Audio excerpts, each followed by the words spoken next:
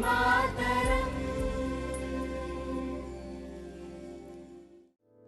वन्दे मातरम् वन्दे मातरम्। आज से 150 साल पहले महान बांग्ला साहित्यकार और राष्ट्रप्रेमी बंकिम चंद्र चटर्जी द्वारा लिखा गया वंदे मातरम गीत आजादी के संघर्ष के दिनों में न केवल भारत के स्वतंत्रता संग्राम का प्रतीक बन गया, बल्कि करोड़ों देशवासियों में देशभक्ति के प्राण भी फूंके। वंदे मातरम की रचना ब्रिटिश सत्ता के विरोध और देश प्रेम की भावना से ओतप्रोत एक ऐसी कहानी है जिसने स्वतंत्रता संघर्ष को नए आयाम दिए।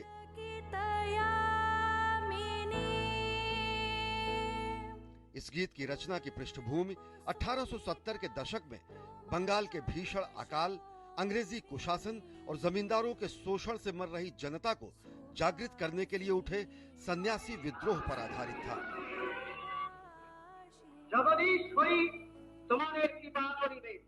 वंदे मातरम प्रसिद्ध उपन्यास आनंद मठ का एक भाग है।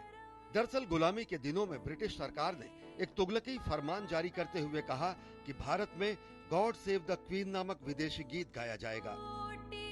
राष्ट्रवादियों ने ब्रिटिश सरकार द्वारा थोपे जाने वाले इस औपनिवेशिक गीत को अपनाने से साफ इनकार कर दिया।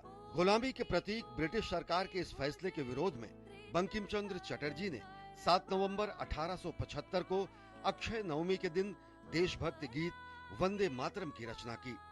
वंदे मातरम।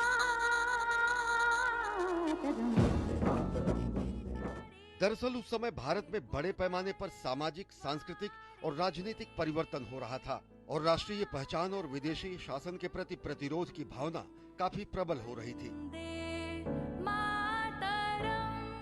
ऐसे में वंदे मातरम गीत ने मां भारती को शक्ति, समृद्धि और दिव्यता के प्रतीक के रूप में प्रस्तुत किया और भारत की एकता और आत्मसम्मान की भावना को जागृत करते हुए उसे एक काव्यात्मक स्वरूप दिया।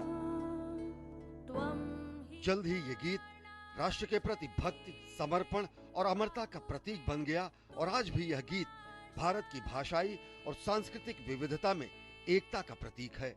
वंदे मातरम गीत आजादी के हर सिपाही का स्वर बन गया। क्या क्रांतिकारी और क्या अहिंसा के पुजारी, सभी इसका उद्घोष करते थे और समय के साथ संस्कृत के दो शब्द वंदे और मातरम ने पूरे भारत और भारतीय भाषाओं को एकता के सूत्र में बांध दिया। स्वतंत्रता संग्राम के दिनों में विष्णु दिगंबर पुलस्कर वंदे मातरम को हर कांग्रेस अधिवेशन में गाते थे। एक बार तो मोहम्मद अली जब उन्हें रोकने की कोशिश की तो उन्होंने मोहम्मद अली की बातों को नकारते हुए इसे गाया।